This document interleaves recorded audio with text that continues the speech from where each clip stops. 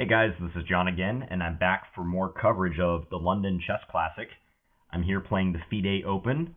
Just started the other day, and this is round 2 I'm going to be showing you right here. So I won the first game, and in round 2 I was paired against a player who was rated 22-28 FIDE. Michal Lercel is this player's name, the second Polish player in a row that I've played. And I was black. Now, today we had 2 rounds. And this is the only day in the tournament where you play more than one game. So unlike American tournaments where we're very used to playing 2 rounds or possibly even more each day in a tournament, European events tend to be a little bit more relaxed, and you actually have time to do stuff other than just sit inside and play chess all day. I have kind of mixed feelings about that. But this was the double round, so it was important to score well today with rounds 2 and 3 underway. And unfortunately, I got some really bad sleep prior to this day. So I mentioned that my hotel room is small. The other thing is the hotel room is right off this main street in central London.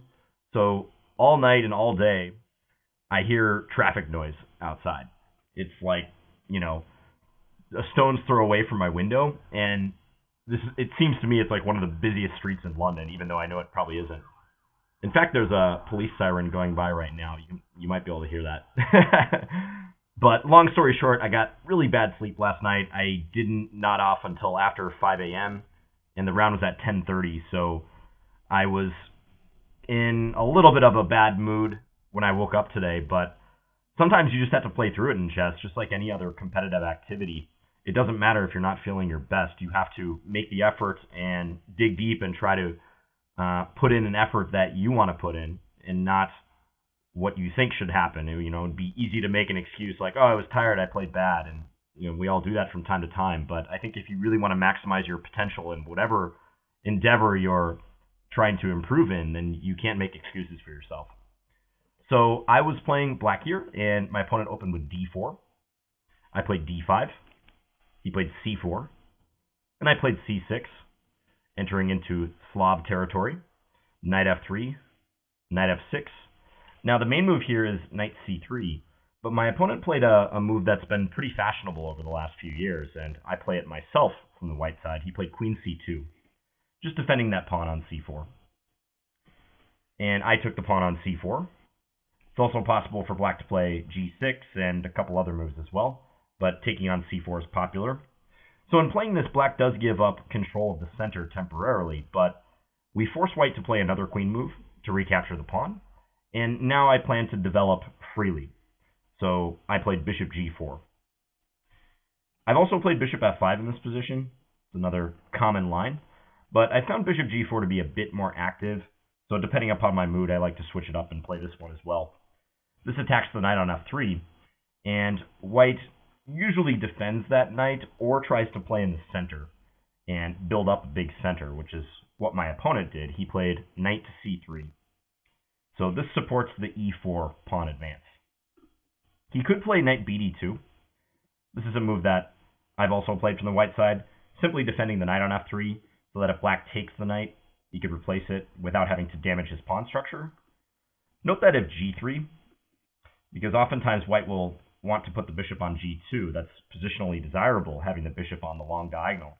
But in this case, I definitely like black's position after bishop takes f3, e takes f3, because white has an isolated pawn on d4 that black can look forward to attacking, and black's position is free of weaknesses as well. So knight c3 is the critical move, and I replied with knight bd7. I could take on f3, but it's considered a bit premature to do so. I'm probably going to have that chance on the next move. So knight bd7 is just a good developing move. It could also allow me to play e5 in the future. And here white played queen d3. This was kind of a funny move. And my opponent took a long time in the opening. He actually showed up about 15 minutes late, and I had a time advantage throughout this game. So queen d3 is unusual because he makes another queen move. After the game, he described this as a prophylactic move, which I think is correct. He is defending his knight and also getting out of the way of any attacks on his queen. Not that it was likely to happen, but something like knight b6 or b5, he discourages moves like that.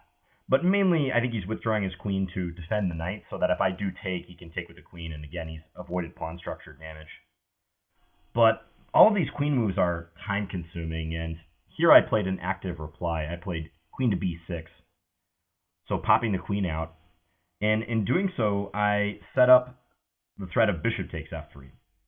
So I'm kind of responding to white's queen move with a queen move of my own, saying, well, it's all well and good that you can defend your knight with your queen, but should your pawn on d4 be undefended after that, I might just go take it with my queen now. So I set that up. And before I go on, I should mention that after knight bd7, the move e4 is critical. And I won't go into the theory after this, but there's some very important lines that if you're thinking of playing this line for either white or black, you should investigate this position after 7 e4. So back to the game. After queen b6, my opponent played e4 now. And here I made good on my positional threat, so I played bishop takes f3. If white takes with the queen, he loses the d4 pawn, so he takes with his g pawn. And here I struck at the center with e5.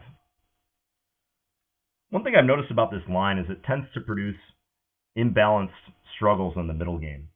So here, white has compromised their pawn structure somewhat, but in return they do have the pair of bishops. And I'll have to be careful about opening the position because those bishops can be deadly, as we know, if the position opens up. So here he played bishop e3, and he had been playing pretty slow up to this point, but this move he played relatively quickly, which is surprising because it does defend d4, but it leaves b2 unprotected. And I decided to take the pawn on b2. And I didn't really think about this decision too long. I thought queen takes b2 was for sure the critical move. White is threatening to take my pawn on e5, which would be a discovered attack on my queen. Later, I came to find out in checking the database that this position has been reached once in a game, I believe, between Ulf Anderson and Grandmaster Peralta. I don't know the first name of the black player, but last name is Peralta. And in that game, black played e takes d4. But I thought that was a little bit accommodating. After bishop takes d4, bishop c5. This is how the game went. White simply castled, and black's position should be fine, but I was really looking to punish my opponent and try to play in principled fashion, especially since he was burning so much time in the opening. I felt like bishop e3 was a bit of a bluff, so I decided to call it with queen takes b2, attacking the rook on a1. So therefore he played rook b1, attacking my queen. I back off to a3. Now I thought he was just going to take on b7 and recover his pawn, but I think he made a good call in not playing this line, because if rook takes b7 is played, black can respond with bishop b4, pinning that knight on c3, and black is a very easy game. White would have to play something like bishop back to d2, and even a simple move like castle's kingside would lead to a great position for black. I love my attacking potential here. I obviously have pressure on this knight. The rook on b7, while seemingly effective there, is actually not doing much. My knight on d7 is defended by the other knight, so that's no big deal. It could just be caught behind enemy lines. If I were to play something like rook fd8 soon, then knight c5 would be a threat because his d-pawn could be pinned. So I figured if this occurred, I would be loving life, and my position would probably just get better and better. But my opponent made a good decision. He played instead rook to g1. So rook g1, kind of coming out of left field. So in playing this move, he bears down on the g7 pawn, activates the rook, and I think he was looking to kind of limit the scope of my dark square bishop. I think he saw that bishop b4 was on the horizon, and he wanted to try to slow that threat down. And here's where I started thinking, and actually over the next few moves, I spent a lot of time. I didn't quite catch up to my opponent on the clock, or I should say, spend as much time as he had spent up to this point. But I came close, and I probably spent a little more time here than I would have liked. I'm trying to work on my time management. You guys know, if you've watched my last several videos that I've been playing online, especially Blitz, I've been working on trying to manage my time in a more efficient way, and this is one of those moments where I see improvement, but I also see a lot of things I can clean up on. So I took the pawn on d4, releasing the tension between these pawns. I'm not sure that was correct. I think I probably should have played something like rook d8 and x-rayed the white queen down the d file and just kept the tension between these pawns. Because there was a downside to trading on d4 that we'll see in a second. Note that if I play bishop b4, proceeding consistent with some of these other lines we just looked at, attacking the knight, I think he can play just rook b3, attacking my queen and also the bishop, and defending c3. Note that I can't play queen c1 check because white's bishop controls that square. Moreover, queen takes a2 is not working because he can just take my bishop. So I didn't like the look of rook b3 always as a defense to bishop b4. After my queen moves back, like queen a5, maybe white could just snap off the pawn on g7. This is not something I want.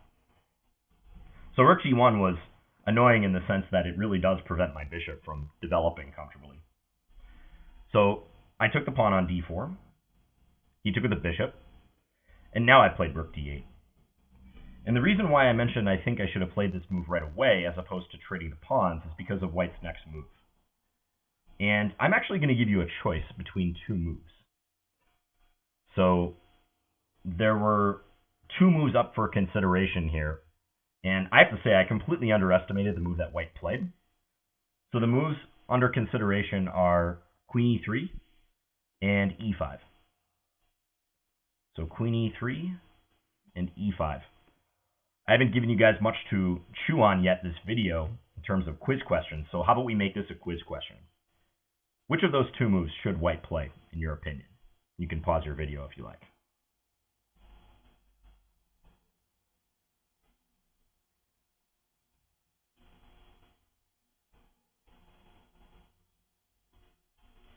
Okay, so prior to entering this position, in playing e takes d4 and then rook d8, I had thought that white's intention was e5. I figured if we got here, this is the most forceful move. It attacks my knight on f6. White's pushing forward in the center. And I wanted to accurately calculate the repercussions of this. This is probably wishful thinking on my part because I saw a beautiful line from here where black wins. And if you manage to calculate this line, excellent job because it's a little lengthy.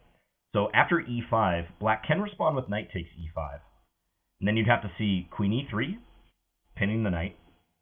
And now this move, rook takes d4. Gorgeous. So in playing rook takes d4, white cannot recapture with the queen because of knight takes f3 check. Just winning the house. It's actually a royal fork. So after rook takes d4, white would continue with queen takes e5. And then I figured queen back to e7. Otherwise, I would lose my rook. So queen back to e7 pins white along the e file. Queen takes e7. Bishop takes e7. And now rook takes b7. I thought would be expected. Bishop b4, pinning the knight. And this move took a little bit of calculation to justify because white can play rook b8 check here. But then I noticed the line king e7, rook takes h8.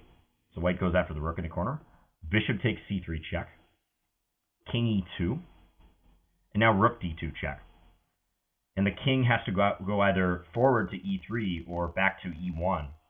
If it goes back to e1, at the very least, black can play rook to d8 check, discover check on the king, and I'm going to pick up that rook, after which I'll just be up a piece and easily winning. So let's assume king e3. Here, black actually has forced mate. So knight d5 check. King here, rook d4 check, king f5, rook f4 check, king g5. The white king is forced to walk the gauntlet here. And now bishop back to f6 check, king h5, and finally rook h4 checkmate. Black didn't even need to bother with winning the white rook, which was possible actually if I wanted to play something, for instance, like right here. What was I thinking? Or maybe even back here. Oh, f5 I think was another move I considered. f5 check, king takes f5, and then g6. And we get a discovered attack on the rook on h8. But the other line is much nicer since it's force mate. Just walk the king over to the h5 square and be done with it. So that was the lengthy line that I had calculated when deciding to go for this whole thing. I just wanted to make sure I could neutralize e5. But like I said, that was wishful thinking because obviously white doesn't have to play e5. And I think he probably looked at that line a little bit, but maybe just got a bad feeling about it. I don't know if he calculated that entire line. Probably not. Sometimes people will just make a judgment call in a line. They'll be like, I've looked at it for a few moves. It doesn't seem correct. I'm going to play something else. And he played a much better move. He played queen e3. So this is correct for white, queen e3. With queen e3, white escapes the d-file pressure. So I'm not going to be able to hurt him with my rook on d8 anymore. And I quickly realized that his queen is well placed on the square. It creates a queen-bishop battery. So he is attacking like a7, although that's not the best point about having the queen here. I think one of the major advantages of having the queen on e3 is that the c1 square is now covered. Whereas previously, like say right here, if white were to play rook b3, attacking my queen and trying to back it off, then they'd always have to reckon with the possibility of queen c1 check.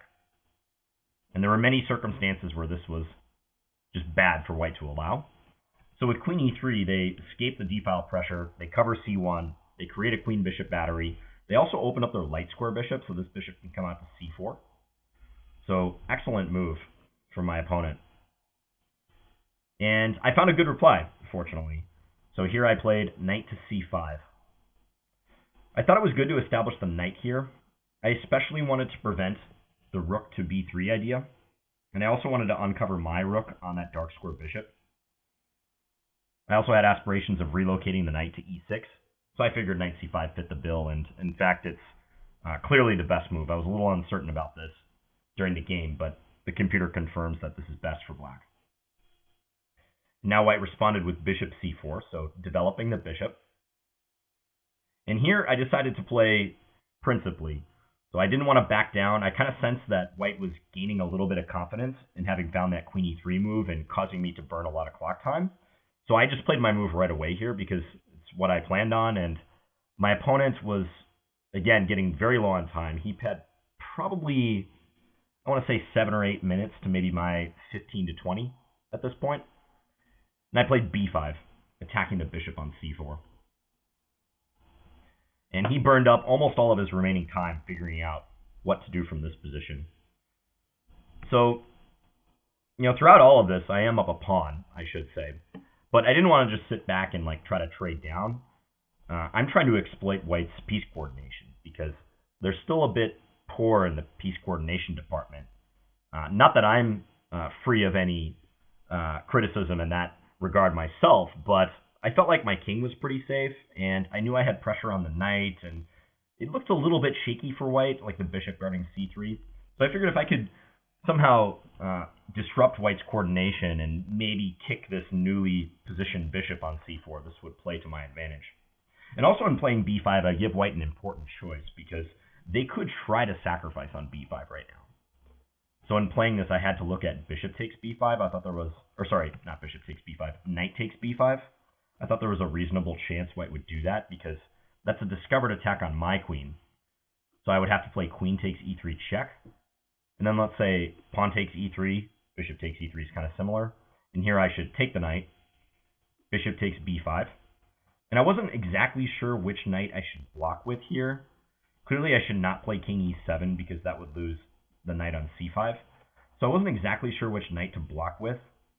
I was leaning towards the f knight, which I think I would have played had this position arose. And the engine says black is better here, but at the time, this looked a little scary, and I thought white might go for it because often in time pressure, people like to make a decisive decision, and knight takes b5 would certainly qualify. But instead, he decided to play pawn e5. And even though this move looks aggressive, this is a move I was not nearly as scared of because I figured I had things calculated out after e5. So on e5, I should not take the bishop on c4 because they will take on f6 with a discovery. This is bad news. Discovered attack on my king, and also they're crashing through on g7. But fortunately, just knight f to d7 is good here. So just retreat the attack knight. I'm trying to get white to move this bishop, like let's say bishop e2, so I can establish my knight on this perfect blockading square on e6. Knights often do well blockading pawns, and specifically center pawns are great to blockade in a middle game. And I figured if I got my knight entrenched on e6, that would kill off all of white's play. And if something like bishop takes a7 happens, then I can play bishop b4, and I'm back on the winning track. I'm pinning this knight. G7 is well defended. This is probably just losing for white. His coordination is terrible here. So I was very happy to get this move knight after d7 in, and I kind of saw what was going to happen here. So he played e6. Since moving the bishop is bad, allowing that blockade, he has to plow ahead. Then I took on e6 with my knight. He must take. I took here. Possibly white could try something to keep the attack going at this point. He is down 2 pawns at this exact moment, but I was wondering at the time if maybe a move like king f1 was possible here to try to clear the e file. Maybe he has aspirations to play rook e1 and gang up on the e6 pawn. Key pieces on the board. And I say that because after I took on e6, he, with seconds remaining on his clock, played queen takes e6 check. And just to remind you what the time control is, the time control here is 40 moves in 90 minutes with an additional 30 minutes after time control on move 40. And there's a 30-second increment throughout. So every time you make a move, you get an additional 30 seconds. So even though he has a few seconds left here, he additionally and instantly gets 30 seconds added after he plays this move. So after queen takes e6, I can bring my queen back and block. And after queen takes e7, I made a funny-looking move, but it's definitely best. I played king takes e7. And the point is I want to keep g7 somewhat well-defended for now. Bishop takes e7 would help me developmentally, but this allows rook takes g7, and I didn't want his rook to just establish domain on the 7th rank so easily. So with king takes e7, black is still up a pawn, and white's going to take either a7 or g7 and try to win that pawn back. A7, I think he was hesitant to take that because his bishop is kind of off on the side of the board, not doing anything in particular. I'm sure black has pretty good options here. So I figured he would do what he did, which is bishop takes g7. And now I can pin him, rook g8. So pinning him down the g file. He responds with bishop takes f8 check, forced. Now I took with the d rook. And here, if we can take stock for a moment, it is equal material. So 2 rooks, a knight, and 4 pawns each. But I figured I must be better here because of white's structure. So he's got the double isolated f-pawns. That kind of discounts his extra 2 pawns on the king side. Whereas my pawn structure on the queen side is pretty nice. I have a 3 versus 1 majority. And I'll be able to push these 3 pawns a lot easier than white will be able to push these. Pushing the f-pawns may just make them weaker than they already are, ultimately. And it's hard for white to generate much because these pawns are not connected. 2 connected pawns advancing together can create serious threats, especially after they hit like critical mass and get beyond the opponent's 4th or 3rd rank, let's say. But doubled pawns, not so much. They're almost always a liability. So I figured I was going to be better here, but I wasn't sure if this was like a winning advantage yet. And we were both playing pretty fast. I didn't have a ton of time either. I had probably 11, 12 minutes, something like that. But that said, we have 18 more moves, 17 more moves to get till time control on move 40. So I really wanted to push my advantage. I was willing to play a little bit quicker so as not to give him time to think. Because I think this is a pretty easy position for black to play, and white's going to have to be very precise to avoid losing or creating some huge endgame problems for them. It's already pretty bad, but to avoid losing, they're going to have to play very accurately. And he made a mistake here. So I've just played rook d takes f8.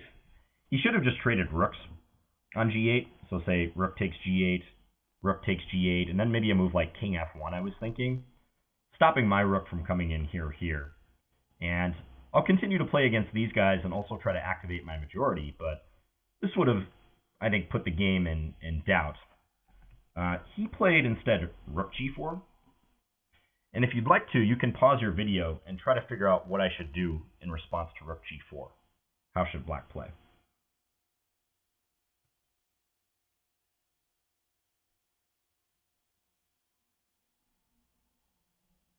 Okay, so what I played is not necessarily the only move, but it is probably the clearest way of continuing. So I took on g4, which maybe is what white was hoping for because he gets to undouble his pawns. But now I play knight e5, and suddenly white has trouble keeping these pawns together. So you can see their knight and their rook are off on the queen side, and I'm hitting the pawn on g4 now. I'm also threatening knight d3 check, forking the king and the pawn. So I figured I was going to win a pawn at this point. He played h3 defending. Now this was kind of annoying when this position came up because I now went for a line that seems correct. I mean, it seems like the natural continuation of what I just set out to do with rook takes g4. But I actually think it gives white good drawing chances. And I was debating between two moves here. So rook f3 and knight d3 check. And based on how I just described that, you can probably predict which one I played. I played knight d3 check as planned, thinking, well, I'll just go after the f-pawn. And I actually saw the line that white could try after this, but I figured with him being so low on time, he may not find it. And even if he did find it, I had a couple ways to try to trick him. But I kind of wish in retrospect I would have played rook f3.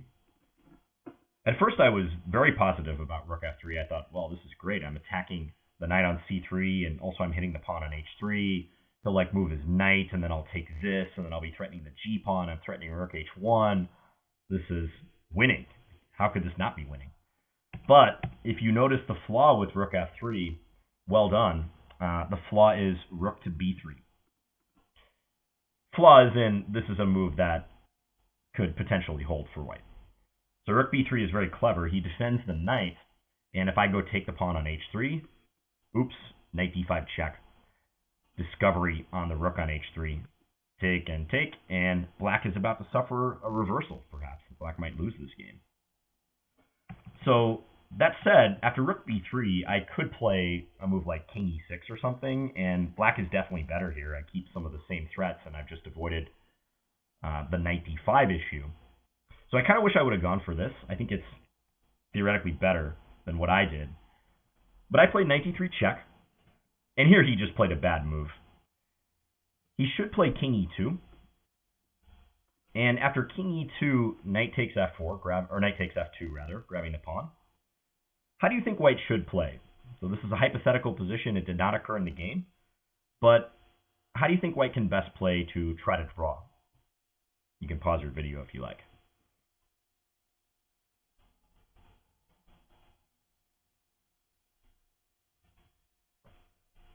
Okay, so this is kind of a good endgame exercise.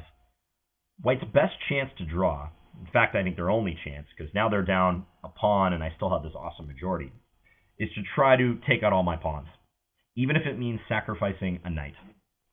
So I thought that a4 would be a good idea here, trying to break up my b5 pawn.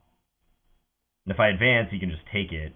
If I take here, then my pawns are all split and weak, and I'm also allowing stuff like rook b7 check, so I figured a6 would be consistent, right? But then a takes b5, and let's say a takes b5, doesn't really matter which way I take back, and now knight takes b5. And white is sacrificing the knight for only 2 pawns, but take a look at this resulting position. Now white's managed to reduce the struggle to just one area of the board, the king side, and the threat is simply rook b7 check, followed by picking up the h-pawn. And because my knight on f2 is so clumsy and requires the attention of my rook, I don't think I can really do anything here. I think my best is just to take on h3, allow this check, king up, take, and we're going to eventually have an ending king and rook versus king, rook, and knight, because I will pick off this pawn. But that endgame is a draw. I would play it for a win, and it has been won from time to time, even among good players, but unless the defending king is in a really bad spot, aka on the side of the board, this is a fairly straightforward draw. So I didn't change my mind, even though I saw this line. For one thing, I thought he would be unlikely to find this line. Although in retrospect, it's not like that difficult of a line to find for white. And 2, I thought maybe I could even beat him in that king, rook, and knight versus king and rook ending, if it came to that point. I was also thinking, like, perhaps after a4, I could take here. I know it's not pretty, and I now have 4 gorgeous isolated pawns, but I am up 2 pawns for the moment, probably about to be 1 or none soon. But there's ways I can attempt to win the game because he's very low on time and he's got to make 13 more moves. Fortunately for me, though, my opponent made it pretty easy because after knight d3 check, he did not play the critical king e2, and he instead played king to d2. I guess he figured king e2 was a dead end, and maybe he just wanted his king on closer to the queen side, for instance, but clearly this is a mistake. So now I can take on f2, and here the same line doesn't work out as well for white because they're not attacking my knight anymore. So say a4 was played. This was not played, but say it was. We could have this same variation, but after this sacrifice, now my knight isn't experiencing as many problems, and I think I could even play rook f7, let's say. And if he checks, I can just come here. With the king on e2, this would not have worked at all because he could trade rooks and then take my knight, but here, trading would just be a win for black. I'm going to keep my h-pawn, and my knight is already forking these 2 pawns, so I'm just going to win both of those pawns and win the game. So therein lies the problem with the king on d2. It's harder for white to simplify the position and sacrifice his knight for the remaining pawns. So king d2, I took on f2. He gave a check on e1. I just moved my king up to d6. And here he played rook f1. So I can't get carried away after rook f1. In blitz, you might be tempted to play knight e4 check here, thinking oh, awesome, I've got a discovery on the king on d2, and I'm going to go take that rook. But you would be in for a rude awakening when your opponent responds with knight takes e4 check. So responding to a check with a check, and black can resign here because I've just lost a knight for nothing. So I'm not going to fall for that. So here I played b4, attacking the knight, and it's very important that after rook takes f2, I'm taking back with check. Because if I was not, I don't know, let's say the white king were on c1. After rook takes f2, rook takes f2, he would have knight e4 check, forking the king and the rook. So there's kind of some fork and counter fork ideas going on here, but it works out for black because especially white's king is not in a good spot. And for the same reason, knight e4 check would also just fail here because I take him with check, and he's the one who loses. So after b4, white's knight is going to have to go away somewhere poor. I thought he would play knight d1 or knight e2. Let's say knight e2. And I was looking forward to then playing knight e4 check, king here, and I figured this endgame would probably be a win. I could start moving my queenside pawns again. But my opponent made it pretty easy for me because after b4, he played knight b5 check. And this will be the final question of this game. So, first part of the question, why did white play knight b5 check? This move appears to just hang a knight, but what is white thinking? And second part of the question is, how should the game conclude after knight b5 check? Try to find the moves for both sides.